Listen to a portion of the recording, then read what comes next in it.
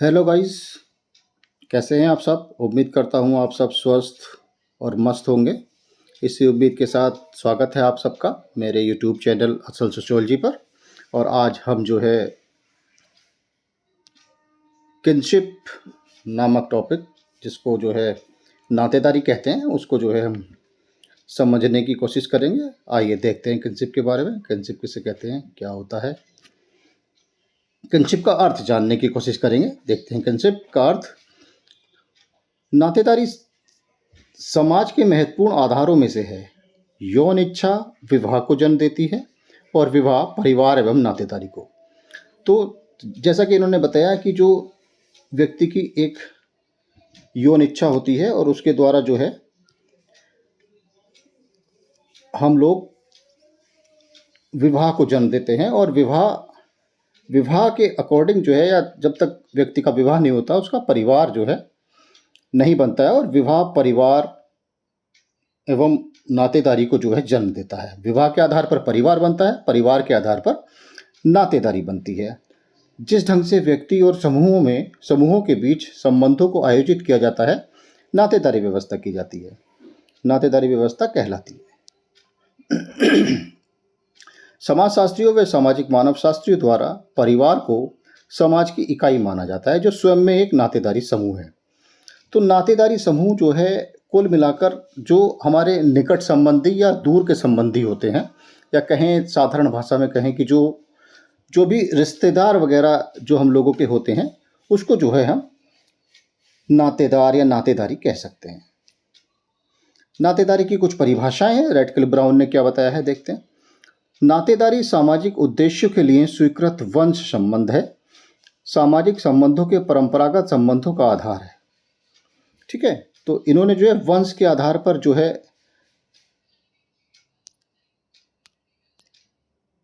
वंश के आधार पर जो है वंश संबंध है, यानी कि रेडक्लिफ ब्राउन ने जो है वंश को जो है आधार माना है, यानी कि जो पूरे का पूरा जो वंश होता है, एक पीढ़ी, दो पीढ़ी, तीन पीढ़ियों के आधार पर उन्होंने इसको नातेदारी कहा है। डॉक्टर रिवर्स के अकॉर्डिंग संगोत्रता अर्थात नातेदारी की मेरी परिभाषा उस संबंध से है जो वंशावलियों के माध्यम से निर्धारित तथा वर्णित की जाती है। इन्होंने भी जो है वंश को ही आधार माना है, यानी कि वंशावली, यानी कि एक से अधिक जो वंश होते हैं या प्रणालियाँ होती हैं, उनके आधार पर जो भी निर्धारित संबंध होते हैं उसको जो है इन्होंने नातेदारी कहा है। रॉबिन फॉक्स के अनुसार, रॉबिन फॉक्स ने क्या कहा है, नातेदारी केवल मात्र स्वजन अर्थात वास्तविक, ख्यात अथवा कल्पित संरक्त वाले व्यक्तियों के मध्य संबंध है। ठीक है, तो ये इन्होंने बताने की कोशिश की है। अब नातेदारी के प्रकार हैं, टाइप्स ऑफ किनशिप। तो रेडक्लिफ ब्राउन ने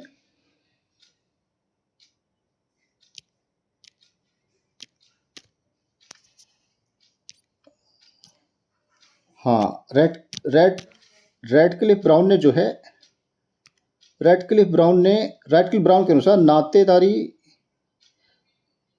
तो हो गया, सॉरी, हाँ, प्रकार के बारे में हम लोग बात कर रहे थे।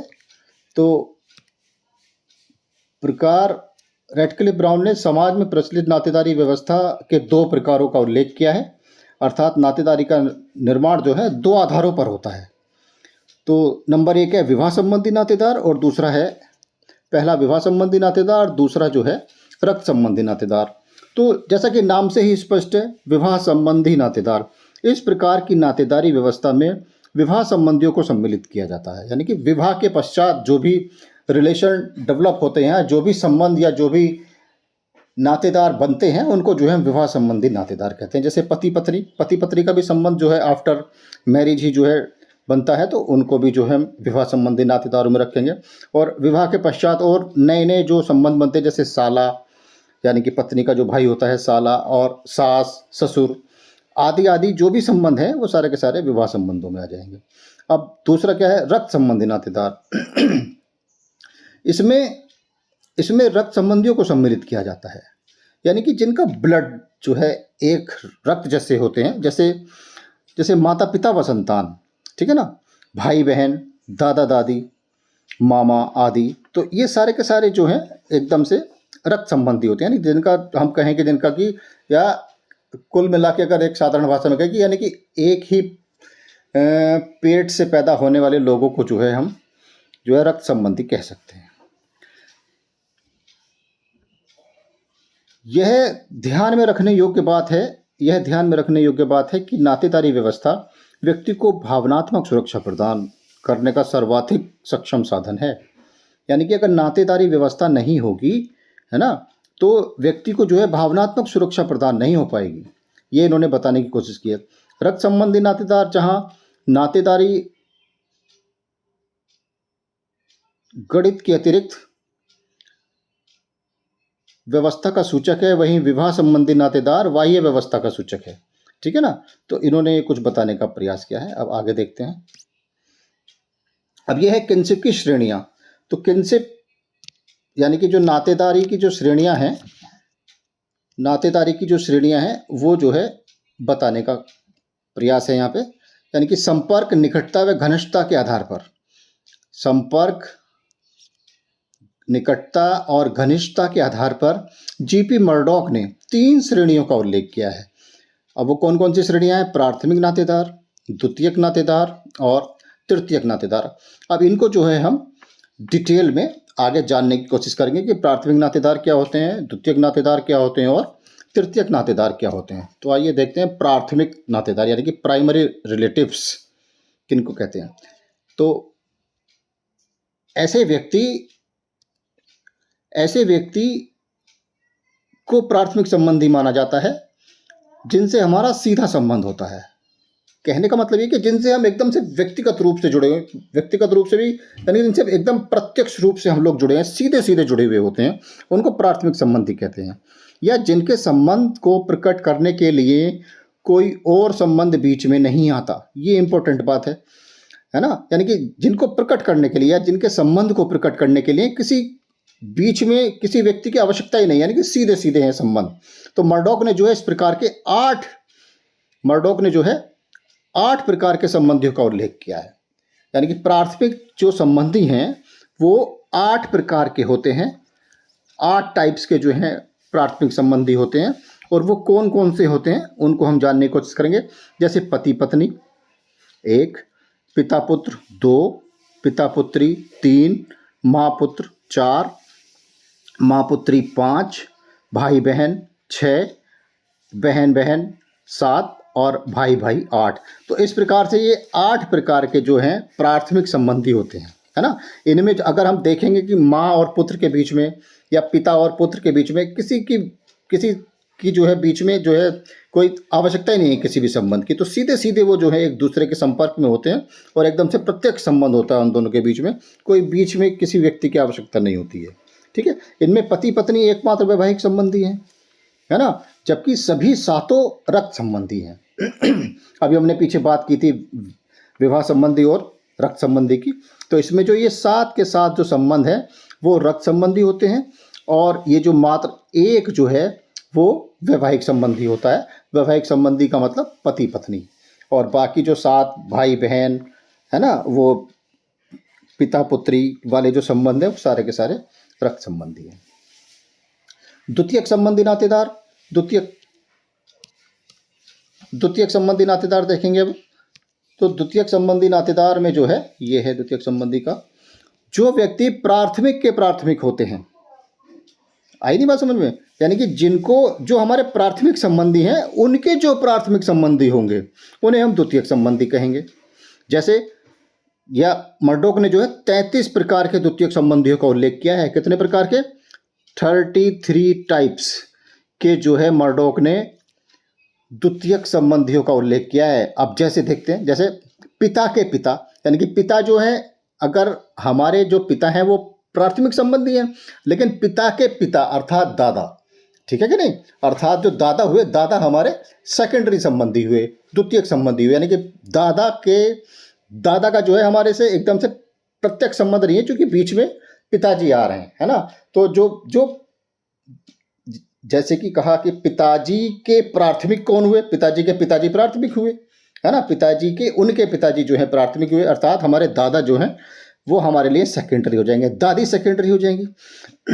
अब जैसे कि पिताजी का जो भाई होता है, जिसको कि हम चाचा या ताऊ वगैरह कहते हैं, तो पिताजी के लिए पिताजी का भाई तो प्राथमिक हो गया, चूंकि वो भाई भाई हैं, लेकिन हमारे लिए वो जो है सेकेंडरी हो जाएंगे, द्वितीयक संबंधी हो जाएंगे। तो इसी प्रकार से नाना, नानी, मौसी, बुआ, साला, साली इत्यादि, ये सारे के सारे जो है मर्डॉक ने 33 प्रकार के जो हैं इन्होंने द्वितीयक संबंधी बताए हैं। अब देखते हैं तृतीयक संबंधी। तृतीयक संबंधी क्या होते हैं? वे व्यक्ति जो द्वितीयक प्रकार के प्राथमिक संबंधी होते हैं। आगे नहीं बात समझ में? यानी कि वे व्यक्ति जो द्वितीयक प्रकार के यानी द्वितीयक प्रकार के जो संबंधी हैं उनके भी प्राथमिक होंगे, उनको जो है हम तृतीयक संबंध कहेंगे। ये मर्डॉक ने जो है 151 प्रकार के बताए हैं बच्चों, है ना। तो ये जो है तृतीयक संबंधी 151 प्रकार के होते हैं, इसमें कंफ्यूजन वाली कोई बात ही नहीं है। तो 151 प्रकार के संबंधियों का उल्लेख किया, जैसे मामा, चाची, फूफा, मौसा, साड़ू, ससुर का भाई आदि। तो इस प्रकार से जो द्वितीयक संबंधी हैं, द्वितीयक संबंधी के जो प्राथमिक संबंधी होंगे वो तृतीयक संबंधी हो जाएंगे हमारे, ठीक है। तो इस प्रकार से जो है ये प्राथमिक, द्वितीयक और तृतीयक संबंधी जो नातेदार हैं वो हम लोगों ने देखा। प्राथमिक 8 प्रकार के, द्वितीयक 33 प्रकार के और तृतीयक जो है 151 प्रकार के संबंधी होते हैं। अब ये नातेदार के नियामक व्यवहार यानी कि यूसेजेस क्या होते हैं ये देखते हैं। तो ये जो टॉपिक चल रहा है ये बड़ा इंटरेस्टिंग है, और अगर इसको थोड़ा सा भी ध्यान से पढ़ेंगे तो एकदम से बहुत बढ़िया चीज़ जो है समझ में आ जाएगी, और कभी भी ना भूलने वाली चीज़ें हैं ये, ठीक है। तो देखते हैं नियामक व्यवहार क्या होते हैं नातेदारी के। प्रत्येक समाज में 2 प्रकार के संबंधियों के बीच किस प्रकार व्यवहार किए जाते हैं, यह उस समाज में पाए जाने वाली नातेदारी की रीतियां निश्चित करती हैं, ठीक है ना। तो ये जो रीतियां जो निश्चित करती हैं वो यानी कि 2 प्रकार के संबंधियों के बीच, यानी कि अगर 2 रिलेटिव्स हैं आपस में, वो किस प्रकार से संबंध करेंगे, किस प्रकार से बातचीत करेंगे, उनके बीच में कोई रुकावट होगी या नहीं होगी, या एकदम से फ्रैंकली बिहेव करेंगे। तो उसके आधार पर जो है इन्होंने कुछ रीतियां या कुछ नियामक व्यवहार बनाए हैं, उनको जो है हम जानने की कोशिश करेंगे। विभिन्न समाज में पाई जाने वाली रीतियों को निम्न शीर्षकों के अंतर्गत वर्णित किया जाता है, ठीक है ना। तो अब हम देखते हैं। तो सबसे पहला जो है इसमें आता है परिहार। ये जो है परिहार अवॉइडेंस, यानी कि जिनको हम अवॉइड करते हैं, ठीक है नहीं। परिहार जो संबंध होते हैं उनमें जो है कुछ डिस्टेंस होती है। डिस्टेंस का मतलब हम जो है सीधे सीधे एकदम से बातचीत नहीं कर सकते हैं, कुछ शर्म या लिहाज, कुछ इस तरह की चीज़ों का जो है हम ध्यान रखते हैं संबंध यानी कि बातचीत करते हुए व्यवहार के समय, ठीक है। तो इसमें देखते हैं इस प्रकार के व्यवहार में कुछ संबंधियों में दूरी बनाए रखने और सामाजिक अंतःक्रिया को टालने की कोशिश की जाती है। यानी कि सीधे सीधे एकदम से अंतःक्रिया नहीं होती, जितना बचा जाए संबंधों में उतना जो है हम अवॉइड करते हैं। मतलब तो कभी कभी तो वे एक दूसरे को देख भी नहीं सकते, बातचीत नहीं कर सकते, आमने सामने नहीं आ सकते हैं, ठीक है ना। तो इस तरह की चीज़ें हो जाती हैं। यानी कि जो इस प्रकार के जो संबंध होते हैं उनमें व्यक्ति जो है आमने सामने नहीं आ जाता है, तो मतलब कोशिश करता है कि इससे थोड़ा सा किनारा कर लिया जाए, या कुछ जो है इसकी थोड़ी इज्जत के द्वारा या कुछ भी इज्जत के माध्यम से या कुछ भी इस तरह से जो है हम उनको मतलब अवॉइड करने का प्रयास करते हैं। जैसे इसमें बताया कि लंका की वेटा जनजाति में, लंका जो श्रीलंका है, लंका की वेटा जनजाति में भाई बहन के बीच परिहार संबंध पाया जाता है। अब देखो, भाई बहन के बीच परिहार संबंध पाया जाता है, वह एक छत के नीचे नहीं हो सकते, ठीक है ना। अब जो लंका की वेटा जनजाति है वहां पे तो भाई बहन भी जो है एक छत के नीचे नहीं हो सकते हैं। इसका मतलब क्या है, यानी कि उनके बीच में अवॉइडेंस पाई जाती है। अगर भाई बहन के सामने आ जाता है तो वो जो है एक दूसरे को अवॉइड करते हैं, यानी कि एक दूसरे को मतलब नहीं देखते हैं, और बहुत सारी चीज़ें इस तरह की होती हैं, ठीक है। अब और क्या लिखा है आगे।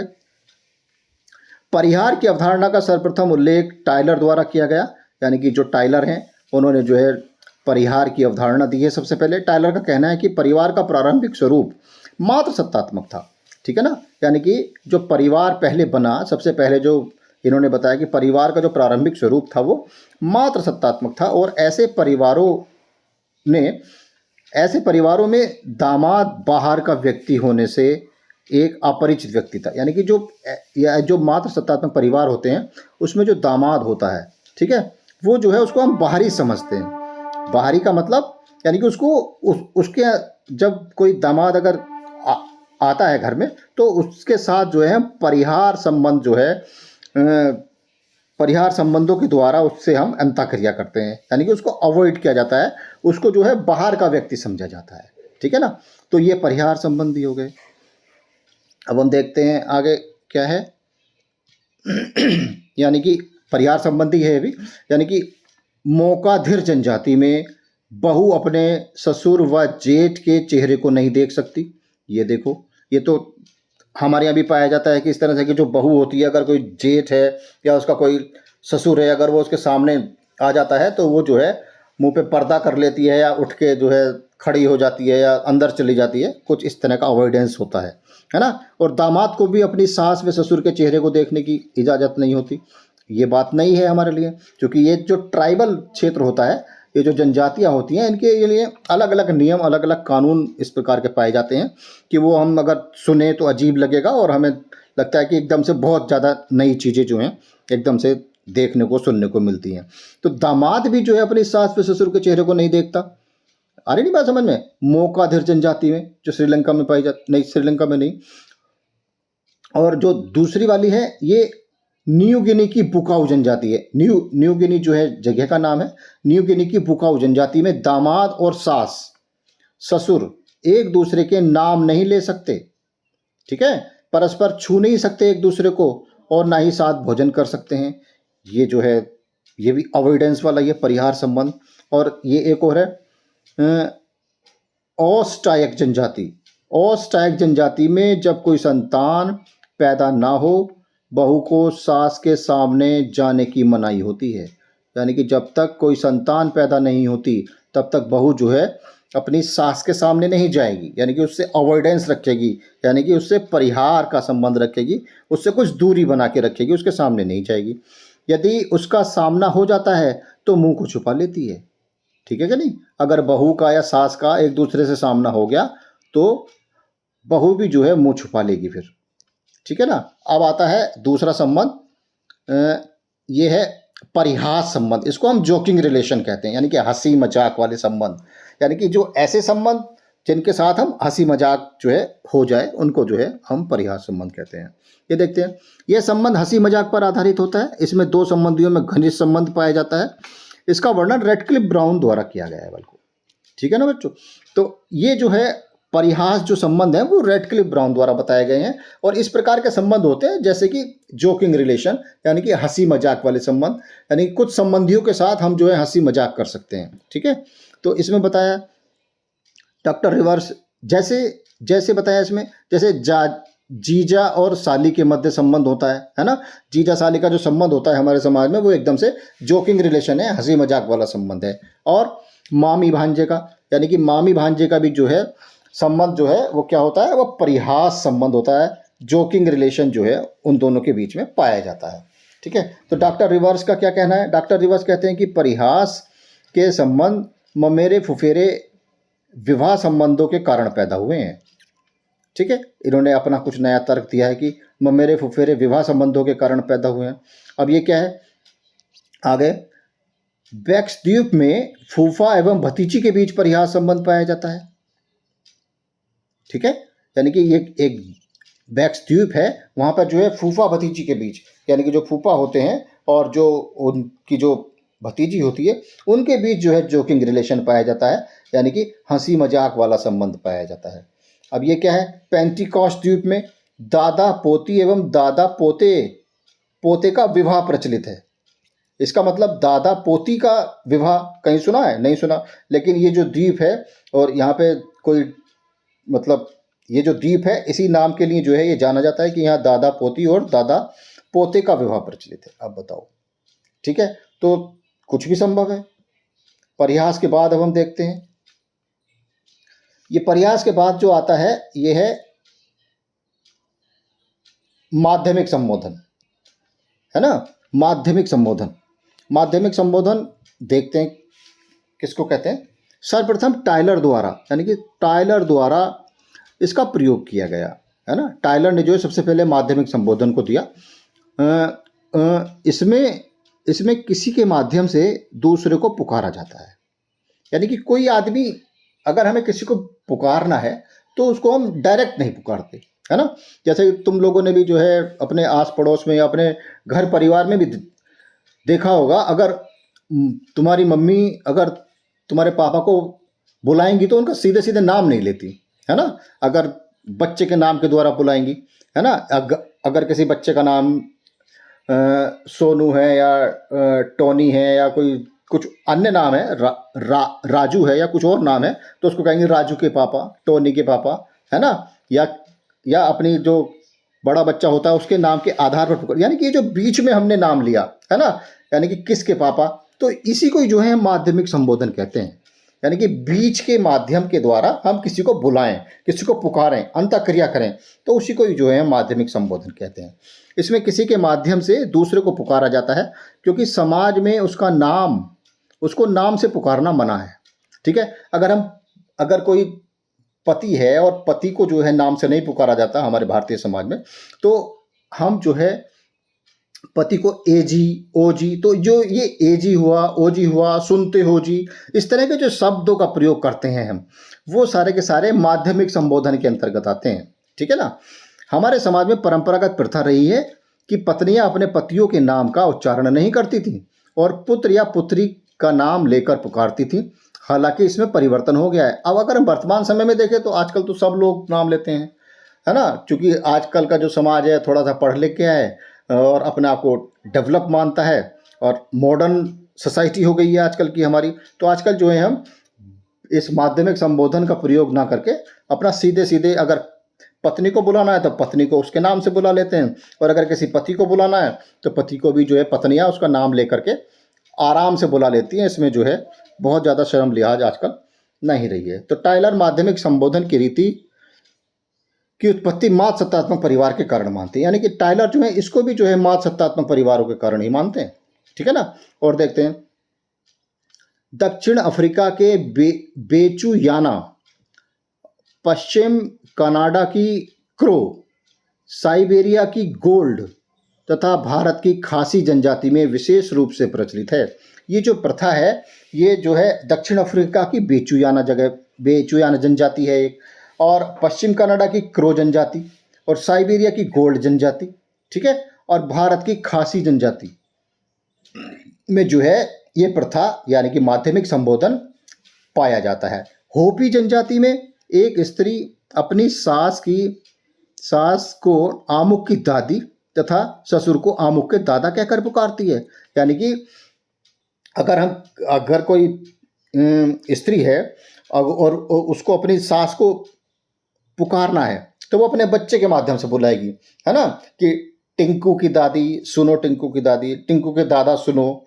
इस तरह से जो है माध्यमिक संबोधन का प्रयोग होता है हमारे समाज में, और ये जो है काफ़ी प्रचलित भी है, ठीक है। आगे देखते हैं। अब जो ये संबंध है ये है मातुले, है ना। तो मातुले में देखते हैं क्या होता है। मातुले में जो है यह मातृवंशीय एवं मात्र सत्तात्मक परिवारों में पाई जाने वाली प्रथा है, ठीक है। जो मातुले है यह मात्र सत्तात्मक परिवारों में पाई जाती है जिसमें मामा की भूमिका महत्वपूर्ण होती है। ये जो है बहुत इंपॉर्टेंट है कि मातुले में जो है मामा की भूमिका महत्वपूर्ण हो जाती है। यह अवधारणा मानव शास्त्रीय साहित्य में टाइलर द्वारा वर्णित की गई है। ज़्यादातर जो है ट्राइब में ये टाइलर ने ही जो है बहुत सारी चीज़ें बताई हैं। तो मातुले वाली जो अवधारणा है ये भी टाइलर ने ही दी है। इस प्रकार के नियम में मामा की सत्ता सर्वोच्च होती है, ठीक है ना। इसमें जो है मामा की सत्ता सर्वोच्च होती है। संपत्ति मामा से भांजे को स्थानांतरित होती है। अब जो मामा की संपत्ति होती है वो सीधी सीधी भांजे को स्थानांतरित होती है, यानी कि जो मामा की संपत्ति पर पूरे का पूरा भांजे का ही अधिकार होता है। अब देखो इसमें बताया भी है होपी जनजाति, होपी जनजाति में पुत्र विवाह योग्य होने तक अपने पिता के यहाँ रहता है। होपी जनजाति में जब तक पुत्र जो है विवाह के योग्य होता है तब तक तो पिता के यहाँ रहेगा। लेकिन पुत्र विवाह होने के बाद वो अपने मामा के घर चला जाता है। ठीक है, यानी कि अब जो है वो इस योग्य हो गया कि उसका जो विवाह होगा वो विवाह भी जो है उसके मामा के द्वारा ही होगा, और मामा ही जो है फिर मामा की संपत्ति में जो है उस भांजे का जो है अधिकार हो जाता है। ठीक है ना। अब आगे क्या है, अपवाद स्वरूप पितृसत्तात्मक, यानी कि कुछ अपवाद भी हैं जहाँ पितृसत्तात्मक में भी मातुले की जो है, यानी कि ये जो संबंध है मातुले, ये पाया जाता है। अपवाद स्वरूप पितृसत्तात्मक, यानी कि कोमचे और थोंगा जनजाति में इस प्रथा का प्रचलन है। यानी कि कोमचे और थोंगा जनजाति में इस प्रथा का प्रचलन है। यानी कि हमने तो ये बात बताई कि ये जो प्रथा है ये मातृसत्तात्मक परिवारों में पाई जाती है, लेकिन ये अपवाद है। यानी कि ये पितृसत्तात्मक परिवारों में भी जो है ये कोमचे और थोंगा जनजाति में इस प्रथा का जो है प्रचलन है। अमेरिका की उत्तरी पश्चिमी तट की हैडा, ये हैडा है, हैडा जनजाति तथा ट्रोब्रियांडा द्वीप समूह में यह प्रथा चल रही है। यानी कि यह प्रथा रही है और होती है ये प्रथा। ठीक है। दक्षिण अफ्रीका की थोंगा जनजाति में मामा का घर बच्चों के लिए द्वितीय स्वर्ग माना जाता है। अब बताओ, यानी कि थोंगा जनजाति में जो है मामा का जो घर होता है वो सेकेंडरी हेवन है, यानी कि द्वितीय स्वर्ग के रूप में माना जाता है। ठीक है। अब ये एक चीज़ है कि जो होपी जनजाति है कि कैलिफोर्निया का एक समुदाय है, कैलिफोर्निया में जो है ये पाई जाती है, तो ये नोट करके हमने लिख दिया नीचे। अब आगे देखते हैं क्या है। अब ये है पितृ स्वश्रेय।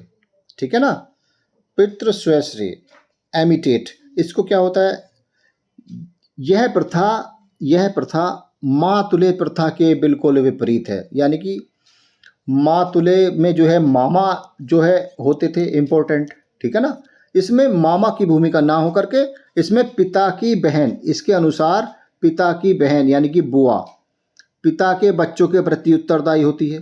ठीक है ना, उसमें मामा उत्तरदायी होते थे, मामा की संपत्ति में जो है सारा का सारा अधिकार भांजे का होता था।